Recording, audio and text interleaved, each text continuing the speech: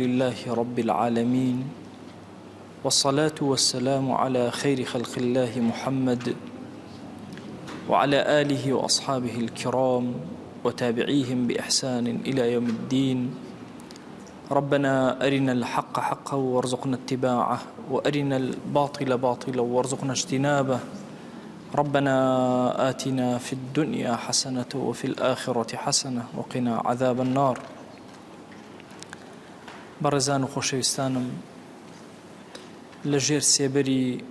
تەفسیری سوورەتی تەوبە ژیان بەسەر ئەبین هەتاوەکو ئاەتی 22 لە خزمەتیا بوون و باسمان کردووە. لە دوای ئەوە ڕەب العالەمین چۆن لە سەرەتای سوورەتەکەوە باسی بەڕای لە کافران کرد، پەیامێکی تر لەم مەوزوعادا ئەبەزێنێ. ئەفەرمێ یا ئەیها الذين آمنوا لا تتخذوا آباءكم وإخوانكم أولياء إن استحبوا الكفر على الإيمان. هو إيمان داران باوكو براكانتان مكان أولياء ولي خوتان مكان بال پشتو پشتان إن استحبوا الكفر على الإيمان. أجر كفريان هالبجار بسر إيمانا وحبيان داو بكفر لبرانبر إيمانا. ومن يتولهم منكم فأولئك هم الظالمون. أو كسيكا لقل أوانا بيتو ولائب كافران بيدينان هبه أو حتمان ظلمي لنفسي خوي كردو،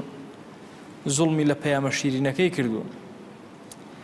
كلا خزمت أم آيات بيروزانا أوستي يا أيها الذين آمنوا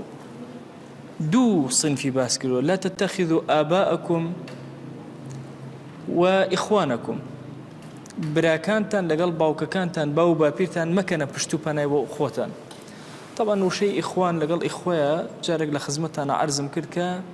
إخوان زورتر لقرآن وبرا درب كاريه يكي أو برا حقيقي توانية بعام مسلمانان برا يكترن يان هر هاولشي دركيت هبه إخواني في أوتري أجر لباوكو دايكوا برابون يا لباوكو برابون في أوتري إخوة جمعكي هند جاريش إخوان. طبعا لجيجي إخوة داني شيء بس ليرة ما بس أويا نباو بابيرتان يا أويك لا أستي باو بابيري أويا نأوانيك براتانا ميكنا أولياء خوتان ولي خوتان. طبعا قبل لزمان عربية تنهاب أبي حقيقيتو ناوتري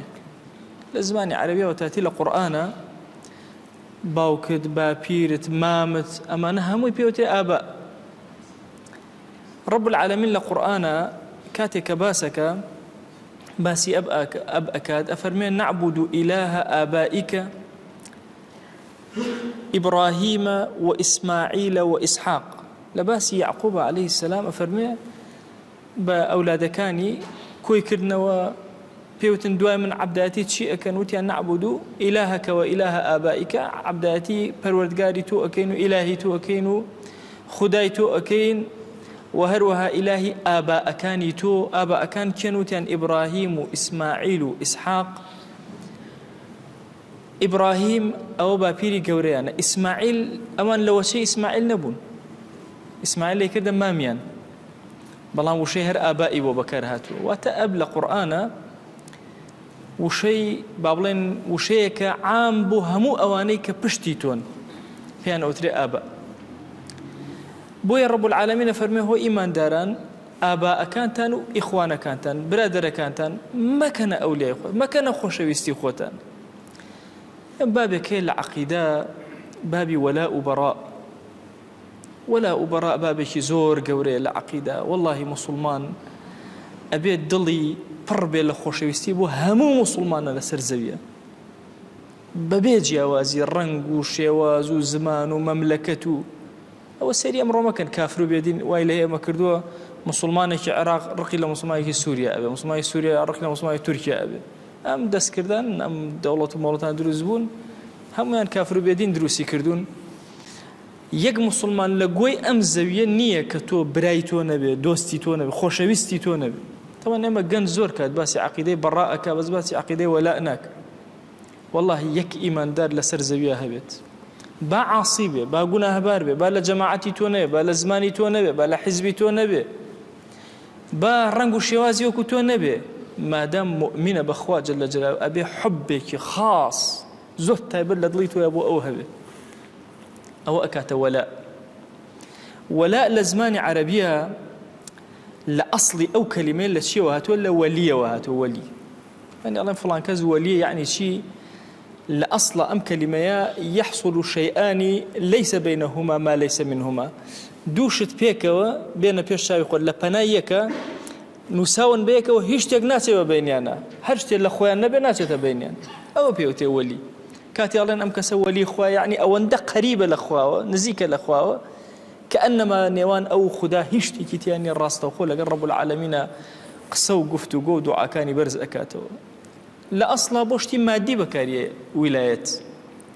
بلام دواتر استعارة كرا ولا زماني عربية بو قرب مكان جاري مكان يعني نزيك جاري وهي نسبة ديالنا بنايك جاري دين يعني يك اعتقاد يعني يك هاوكاري يكتر نصرتي يكتر أدن هر شيء وازك لشيء وازك كان مهم بي أوتري شيء بي أوتري ولايته بي أوتري ولاء إيمان داران ولي يكترن وخواج جل جلاله ولي إيمان دارانا الله ولي الذين آمنوا خواج جل جلاله ولي إيمان دارانا وخوشي ناوي خوشي ويستكاني خوي لسرزوية إن ولي الله ناوي أوان بولي أباد كأبو ولي كلمة كأبو خدا بكاري أبو مروفكانيش بكاردي. طبعا هندي لأسماء وصفاتي خوا جل جلاله مشتركة لبيني بو خدا بكاري أبو غير خدا بكاري لقرآن والسنة. بون من الرؤوف الرحيم رب العالمين وصفي بيغمبر أكا صلى الله عليه وآله وسلم بالرؤوف الرحيم خواش أو دو صفتي خدان جل جلاله. هندي لصفات كان هيك خصوصيتها يعني هي مثلا الرحمن قد بو إنسان بكارنا حتى غلط أقريك يقناوي الرحمن بمثلا في بلي الرحمن يبلي عبد الرحمن شون هيش كسيقناتواني في بلي الله كسيجناتواني في بلي الرحمن مسألة ولايات يعني تو نصرتي أم كسأدي هاوكاري أكي نصرتي أكي خوشد أوي لنيوان تو أو مسلمانة هيج حاجز ناخويني تو أو بيوتي ولا بويا هتا عقيدي ولا لنا مسلمانانا تثبيتنا بعقيدة براء تثبيتنا أو يا سائل عقيدة حتى ولاء تثبيتنا ببراء تثبيتنا دي خواي قورا ليرا أمر بإيماكا هو إيمان داران كافران ما كانوا ولي خوتنا وإيمان داران ولي إيوان ما دام إن استحبوا الكفر على الإيمان. طبعا كلمة ألف وسين وتأمن هي لزمان عربية مثلا إما لندوين يوجد كان الله أستغفر الله ألف وسين وتاب والطلبة يعني أطلب المغفرة تاوي مغفرة لأخوائك هندي جار ألف وسين وتاء بو أونية بلكو بو أويك لقل أو شتيك بابنا روداوة كرويداوة باش أسركي بهوي أو درأكي مثلا استحجر الطين قركبو بشيبو ببرد ألف وسين تاء بكار هنا ليه رخواي قورا بونا فرمي أوان حبي كفريان هي بس الإيمان فرمي استحبوا علماء فرمون لبريك وكار هرشتيق لفطرتي إنسانا هبي خوشويستيكي حبي بوكاري أجر نبو أو استحبي بوكاري كفر لحقيقة لقى فطرتي إنسانا يقنية ويوشي استحب بكاري يعني دواتر عرسانا كم لباسي مال وثروة وسامان وخوشويستي الدنيا وما أحب بكاري يعني بس لما أنا استحب بكاري يعني استحبا يعني أميك أم خزمانتان هليان بجاردو هليا زوريان لخويان كردو بوي أما هل بجيرن أثري حبتي أنا درك بو كفر أقلنا كفر كي جيجي أوي إنساني مسلمان خوشي بي إيمان جيجي أوي لفطرتي إنساني وهم إنساني أبي خوشي بي أفرمي ومن يتولهم منكم فأولئك هم الظالمون أو كسيك ولا أكي تيكشي ولايتي وكافران هبه أجاتن لبه أول إلا ظالمة شوك أنواع جوري ولاية نفر مكافرن شوك أنواع جوري ولايات هي هندي لولايات هي جورية إنسان بي كافر به ولايتي مطلقي بي أتري ولايتي خاص من هي هندي لولايات كان إنسان بي كافرنا بلان بي آثيمة بي جناه باربي مسألة ولاء وبراء آياتك بيروس هي زور سرنج من رأيك يا شيء لو مسألة وزور قطعية أفرمي ترى كثيرا منهم يتولون الذين كفروا زورك أبينك ولايتي أن هي ولائي أن هي خوشويستي أن هي بو كافران لبئس ما قدمت لهم أنفسهم كارێکی زۆر نەشیاوە ئەوەی کە نەفسی خۆیان بەلایەنەوە لە جوانی کردو بۆیان بۆی ئەم کارە بکەن ئەن سەخیط الله عليهم وفي العذاب هم خالدون بەهۆی ئەمەوە کە تەولێ کافرانەکەن و کافریان خۆشەوێ وهای لێیە کە خوای گەورە لێیان تووڕە بێت و لە عەذابە هەتا بیان هێڵێتەوە ولو كانوا سري أم مرجكا ولو كانوا يؤمنون بالله والنبي أجر إيمانا بخوا بيغمبر هبي صلى الله عليه وسلم وما أنزل إليه ما اتخذوهم أولياء فخوا أجر إيمانك صادقان هبوا بخوا بيغمبري خدا صلى الله عليه وسلم وبا قرآن ما اتخذوهم أولياء قد أوانا نأكد ولا إخواننا مبوء درنا أبري وموالاتي أن قال نأكد ولكن كثيرا منهم فاسقون زورك لو أنا للرئي لا ينداو بويا أو ولايتين هبد جارك أبو ذر برسالي كله في غمري خواه صلى الله عليه وآله وسلم فرموي أي عرى الإيمان أوثق لناو قريكاني إيمانا كاميا لهم تنتره خوشويس من فرموي الموالاة في الله والمعاداة في الله لهميان بقوة به يستر أويا كيت خوش أويا لبرخوا رقد لكي لبرخوا كأما زور قرين أما بشكل العقيدة إسلامي كخلق مسلمان أبي لسري داب مزري زرية حب لدليا برامر بهيش كافر أبي لسر زوية بلكو كل حب دلي يعني بابلم زرية نارحتي لدليا برامر بمسلمان أجنبي لهر جروب تاقم أبي لسر زوية أو قرين قال مسألة ولا أبراء ما دام إيمان كلمة إيمان هموان كو أكاتوا أبي مسلمان زور بوريا إمام الله ئەمڕۆ ئێمە لە زەمانێکی زۆر فتنان فرقی بچوک لەناو ئومەتە دروست بوون بەس یەکتریان خۆشەوێ ئومەتی پێغەمبەری خوا صلی الله علیه وسلم بەو گەورەیە نابینن ئیتر ناو لە یەکتر ئەنێن ئەو ناو لەو ئەنێ ئەو ناو لەو ئەنێ یعنی هەر یەکەی بە شێوازێک ئەو ئەویتر تەکفیرەکە ئەو ڕقی لەو هەڵ ئەسێ ئەمە لە دینە یەک دانەی جێگەی نابێتەوە ئەم فکرە بچووکانە ئەم عەقڵە بچووکانە قەت جێگەیان نەبووەتەوە تۆ ئومەتی پێغەمبەری خوا صلی الله علیه وآله وسلم بەم گەورە عەزیمە ئەبێ ببینی ئەبێ خۆشەویستی دڵت لە مەسەلەی ئیمانە بۆ هەر هەمویان هەبێ نابێ مؤمنێ هەبێت تۆ ڕقی لێ بێتەوە لەسەر زەویە یعنی مؤمنێک ئەبوو دووجانە وتیان چیت هەیە کە دنیا بەجێ ئەڵێ وتی مەگریان بەسەرما وەڵا یەکێک لەو شتانەی کە هەمە یەک ئیماندار نییە من ڕقم لێ بوو بێت ئەوە گرنگ تۆ ئەبێ ئەم بەشەی عەقیدەت دامەزرا زۆرن ئەوانەی عەقیدە ئەخوێن و ئەڵێنەوە لەمە تێناگەن تصور كان لبروي أمره جروب بكان جروبي بتشوكي تحزبي بتشوكن جاري وهاي أبيني مثلا إيمان داري كي زور شاك أهل الدين أهل خواناسي لدلي أمانة كراوة تدرو جاي كافروا بيدينك لدلي أنا جاي ووت أو جورا سياستي كما وصى سعيد نورسي فرمي أعوذ بالله من الشيطان والسياسة كمسلمان أو يكتر نخنوا حسابي جوه يكترنا كان رخيشان لي يكتر به بيتشواني هم دقيق قرآن بيتشواني أصلي كي جورا لأصول عقيدة إسلام عقيدة إسلامية بدرس خيندن نية والله لو أتشي لنا أمس قوتها كسي كي فقير ما نهبي ضل إخوي صعب برابر بهمو مسلمانان عقيدة لهمو من دام مزراو تربي إيماني زور بهز بي لقال خوي خويا تو بكتابي عقيدة بخواني نزاني ولا وبراء الشيء اللي ضلطها نتشس في بيو هندي لجورة بربرسان كأهلي بيديني وفسقا ولايته بويان هبيو هندي مسلماني زورتشاك براء اللي أن هبيو لقال كافريكا توقب كيتو مسلمانك توقب جائز نبيو لقال كافريكا دابني شي بيكنيو بدا مشاي قرجو لقال مسلمانك داني شي وأشلي عقيدة مدا مزراو أي قرب حالط إنساني إيمان دار أبي زور أجاي لو بابتي عقيدة إسلامي بها لمسألة ولاء وبراء بوي أم آيات شون سرتها أم سورتها براء دسي بيك اللي رجبها من شواز كوي قشتي مسلمانان خوشد أبي نصرتيان أدي هاوكاريان أبي لقليان أبي بدعات بمالت بجهادي نفسد بهمو لقليان أبي والله مسلمان لم سرزويا نارحتيكي توجو بالا حزبي تونا ولا جروبي تونا بي توشي نارحتيكا تو بيت خوجو والله بزانا أو بشي عقيدة دانا مزري با هلاي هبي أو مسلمان با ويران بي أو مسلمان با پڕگوناه بێ ئەو مسلمانە چونکە لە ئیمانەکە لەگەڵ تۆ یەکەگرێتەوە ئێمە ڕقمان لە گوناه ئەبێتەوە هەر کەسێ بیک مسلمانێکیش بیکە ڕقت لێ ئەبێتەوە بەڵام خودی مسلمان و ئیماندار مادەم لە دائیرەکەی ئیمانە ئەبێ وەلای تەواوت بۆی هەبێ و ئەو پەڕی خۆشەویستی لە دڵتا تۆ بەرامبەر بە هەموو مسلمانانی جیهان هەبێ یاسایەکی ترمان بۆ دا ئەڕێژێ ئەفەرمێ قل إن كان آباؤكم وأبناؤكم وإخوانكم وأزواجكم وعشيرتكم وأموال اقترفتموها وتجارة تخشون كسادها ومساكن ترضونها أحب إليكم من الله ورسوله وجهاد في سبيله فتربصوا حتى يأتي الله بأمره أي پیغمبری خوا صلى الله عليه وسلم پیان بڵێ ئەگەر باو باپیرتان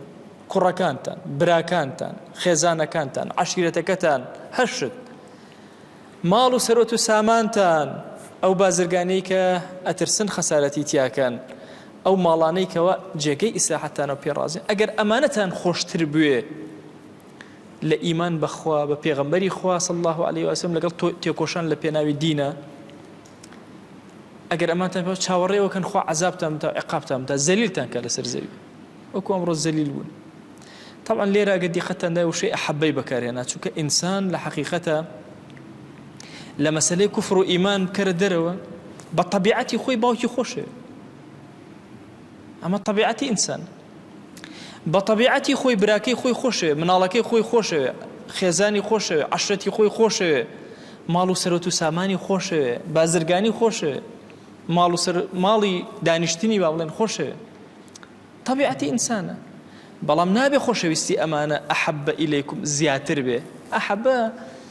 اسمی تەفضیلە لە عەرەبیە نابێ ئەمانەت زیاتر لەبەر بێت جا اسمی تەفضیل طەبیعەتی ئاوایە ئەم دوشتە مشارەکەیان هەیە یەکێکیان زیاترە لە یەکێکتریان مثلا ئەفەرمێ لە یوسف و ئەخوه ئەحەبوا إلى ئەبینا یعنی باوکمان ئێمەشی خۆشەوێ بەس یوسف و براکەی بنیامینی لە ئێمە زیاتر خۆشەوێ یعنی ئێمەشی خۆشەوێ لێرەش رب العالمین نەهیمان لێ ناکە ئەمانەت خۆش بێ قەی ناکە طەبیعیە بەڵام ئاگات لێ بێ ئەی مسلمان ئەمانە ئەوەندە و خۆش نەیە لە ئیمان زیاتر و لە ئیمان بە پێغەمبەری خوا صلی الله عليه و آله وسلم زیاتر و ولا جیهاد لە پێناوی خوایە زیاتر شتیوان نییە جا هەر یەکێک لەمانە سبحان الله بە تەسەلسل لە قوربی ئینسانەوە هاتوو لە هەرچی شتە زیاتر لە تۆ نزیکتر باوکت بەشی سەرەوەی ئینسانە طبعا ممکنە مناڵ خراپە لەگەڵ دایک و باوکیاکە بەڵام ممکن نییە باوک و دایک بتوان خراپە لەگەڵ ئەولادی خۆیان کان مەهما کان خراپ بە ئەولادێک بۆیە ئابایی خسۆتە پێشتر دواتر ئەبنایی باس کردو پەلەبەندیە لە تەسەلسولی خۆشەویستیە باو و باپیر خۆشەویستترینن دواتریە بۆ ئەولادەکانی خۆت دواتریەتە براکانت اینجا خێزان و هاوسەر اینجا عەشیرەت اینجا ماڵ و سەرۆت و سامان ممکنە ئینسان ماڵی لە پێناوی عەشرەتیە لە پێناوی خێزانیە لە پێناوی مناڵ و برا و باوک و لە پێناوی هەموویان سەرف بکە ئەوەی خسۆتە ئەخیرەوە اینجا تیجارەت و بازرگانیت ممکنە لە پێناوی زۆر شتا سەرف بکەی ماڵەکەش پێویست لە پێناوی زۆر شتا سەرف بکەی هەتا عولەما فەرمون بۆ ماڵی خستە شوێنی مەسکەنی خستە ئەخیرەوە چونکە ئەگەر ئینسان پارەی لێ زیاد نەبێ ناتوانێت خانوو بکاتەوە وەیە مەساکینی خستە ئەخیردانەوە با وردە وردە لەگەڵ ئەم کەلیماتانە بڕۆین قل إن كان آباؤكم بێنە پێشاوی خۆت باو باپیرە چەند خۆشەوێ نابێ لەسەر حسابی دین بێ دینداریم لە پێش خۆشەویستی دایک و باوکمەوەی یان مناڵەکان یان براکان طبعا زەیدی کوڕی خەتاب برای عومەری کوڕی خەتاب لە جەنگی ڕیدەیە کەسێک بەناوی ئەبوو مەریەمەوە ئەبوو مەریەمی حەنەفی یەکێک بوو لەو کەسانەی کە هەڵگەڕا بۆ لە دین و زۆر متەمەریز بوو لە جەنگە و زۆر ئازا بوو بربەرەکانێکی زۆری لەگەڵ زەیدا کرد و ئەخیرەن زەیدیش پیاوێکی پاڵەوانێکی زۆر گەورە بوو لە ڕوایەتەکان ئاڵێ کەسێکی ئەسمەری زۆر باڵا بەرز بوو ئەو لە ئیمامی عومەر باڵای بەرزتر بوو و زۆریش کەسێکی بەهێز بوو جەنگیان کرد ئەبوو مەریەم کەسێکی هەڵگەڕاوە بوو لە دین زەیدی شەهید کرد ئیمامی عومەر زۆر غەمی پێ خوارد زۆر خەفەتی پێ خوارد دارەتی الأيام وردە ئەبوو مەریەم ئیمانیەنە ئەبوو مەریەم هاتە لای ئیمامی عومەر کە دوای ئەوەی ئیمانی هێنا وتی ئیمام هاتووم ئەوە ئیمانم هێناوە گەڕاومەتەوە پەشیمان بوومەتەوە هاتووم وتی ڕەحمەتی خوا لێ بێ با دەموچاوت نەبینم چونکە زۆر خەفەتی پێ وتی ئەم خەفەتەی کە تەئسیر لە تۆیە هەیە تەئسیرەکە لە حقوقی من هیچ مافێکم ئەخۆی وتی ناوەڵڵا حەج مافێکی تۆ ناخۆ ئیسلام ڕێگەم نادا هیچ مافێکە بخۆم فەرمووی دەی تەنها حب هیچ نییە گوێ نەدایە تەنها حب و بغزەکە هیچ نییە لێرە ئایا ئیمامی عومەر دیقەت بدەن ئەم کەسە هاتووە برای کوشتووە هاتووە ئێستا ئیمانی هێناوە حتى ئەفەرمێ ئەبوو مەریەم وتی سوپاسی خوا ئەکەم کە من براکەی تۆم نار بۆ بەهەشت و خۆشم بە دوایە چم بۆ بەهەشت یعنی ئەوم شەهید کرد چووە بەهەشت خۆشم بە دوایەوە ئەڕۆم ئەڵێ ئیمامی عومەر بەم کەلیمە زۆر دڵی خۆش ئینشاءڵڵا تۆش بە دوای براکەی منە ئەڕۆی براکەی کوشتووە ئێستا دائیرەی ئیمان کۆی کردوونەتەوە باشە یەک ماف لە مافی ئەم برایی پێشێلەکە پێشێلی ناکە با ڕقیشی لێ با بەرامبەریشی بۆ شێوازە وەستا بێتەوە بۆ چونکە ئەم دین لە پێش براکەشێتی دینی لەلای هەموو شتێک پێش شیرینترە خۆ ئیمام لەم کاتە ئەتوانێت تۆڵەشی لێ بکاتەوە ئەتوانێت مەسەلەن عقوبەی بدا نا تەنها ئەوەندەی ئەڵە ڕەحمەتی خوا لێ با دەموچەوە نەبینم هەموو جارێ ئازاری براکەم بیرەکەوێت ئەڵێ ئەبوو مەریەم وتی دێ باشە لەمەوە دەموچەوی من نابین هەندێک لە ڕێوایەتە ئەڵێ سەهلی حەنەفی کوشتی لە هەندێک ڕێوایەتە ئەڵێ ئەبوو مەریەم ئەسڵ وایە ئەبوو مەریەم کوشتێتی ئەم ڕووداوە سیرەکەی ئایا دین ئەکەوێتە پێش براکە یا براکە ئەکەوێتە سیرەکەی لە ئیمامی عومەرە بە واضحی ئەبین ئەوەتە دینی خستە پێشەوە ئەبوو مەریەمی قبول کرد وەکو برای خۆی بەینەما براکەشی کوشت یان سیدنا ئەبوو بەکر یەکێک لە کوڕەکانی لە غەزوەی بەدرا موسڵمان نەبوو وتی وەڵڵاهی باوکە لە غەزای بەدرا تۆم بینی دواتر کە موسڵمان بەخوا ڕام کرد وتم نەوەکو شەڕکەم لەگەڵ باوکمە دوور کەوتمەوە لێت ئیمامی ئەبوو بەکر وتی باشت کە ڕۆڵە ڕات کرد بەهاتێتە بەردەستی من ئەم کوشتی دین لە پێشتر حتمما ئەم کوشتی با کوڕی خۆشم بی بزانە ها ئەصحاب ئەم مەسئلەی وەلا و بەڕائیان زۆر بە باشی وەرگرتووە بە باشی تێگەیشتون بۆیە نابێت لەسەر حسابی دینمان بە هیچ شێوازێک باوکودایەک ئەولاد براکان خێزان عەشیرەت بخێنە پێش دینەوە بە هیچ شێوازێک یعنی دیقەت بدەن ئەم ذاتانەمان هەمووی خۆشەوێت چونکە خوای گەورە وشەی حوبی بەکارهێنا ئیسمی تەفزیلی بەکارهێنا یعنی ئینسان بە طەبیعەتی حاڵ ئەمرە پێ ناکە ڕقت لە باوکێ بێ ڕقێ لە برات بێ ڕقێ لە کوڕێ بێ ناوەڵا کە کوڕت کافر بوو بە ئەندازی کوڕیەکە خۆشت ئەوێ بەڵام کوفرەکەی لێ قبوڵ ناکەی لە دائیرەی کە ئیمانە داینانەی بغزت هەیە بغزت بەرامبەر بە خودی ئینسان نییە بغزت بەرامبەر بە کوفرەکەی هەیە و هەروەها براکەت بە هەمان شێواز باوکو دایکت بە هەمان عەشیرەتەکەت بە هەمان شێواز ئەندازی ئەوەی کە پێویست ئەکا مامەڵەیان لەگەڵا ئەکەی وإن جاهداك على أن تشرك بي ما ليس لك به علم فلا تطعهما وصاحبهما في الدنيا معروفة للدنيا چاکەکاریان لەگەڵا ئەکەی ماڵ زۆر شیرین لە ئینسان ماڵ ئینسان بە لەهوە ئەبا دووری ئەخاتەوە لە دین بە تایبەتی ماڵێک ئەموال و نقتەرەفتموها هەموو ماڵێک ناڵێ احتیمالە ئینسان بە وەرەسە ئەگەر بڕێ ماڵی وها مایەوە ئەمانە گوێ نەدا چکە پشتی پێوێنێ ئەش سەرفیەکە بەس اقتەرەفتموها وشەی قەرف لە زمانی عەرەبیە لە ئەسڵا ئەگەر برینێ بە تۆوە هەبوو پێستێک لە دەست لە شوێنەکەت بەرز بوو بوویەوە ئەو پێستە لێ کردەوە ئەو پێوتێ اقتراف لێت کردوێتەوە یان ئەگەر شتێکی ورد هاتی توێکڵەکەیت گرتەوە هەوڵتدا ناڕەحەت بووی هەتا توێکڵەکەت گرتەوە ئەو پێوتێ قەرف و ئەموال اقتەرەفتموها یعنی چۆن توێکڵی شتێ ئەگریتەوە ئەوەنە مانوو بووی تا کەس پێ کردووە بە ناڕەحەت پێیاو کردووە کۆت کردوێتەوە ئەو ماڵی کە ئاوا خۆشتەوە بە ناڕەحەتی کۆ کردوێتەوە بە ئاسانی لە دەستێ دەرناچێ ئەبێت دین لە پێش ئەو ماڵتەوە وتجارة تخشون كسادها طبعا ئینسان بازرگانی ئەکات چۆن ئەیکا بەڵام لە یەک شتە لە بازرگانیە زۆر ئەترسی کە مەوسیمی شتەکەت نەمێنێ کە مەوسیمی نەما پارەت بۆ ناکە تاوەتەوە لە خەسارەتە كسادها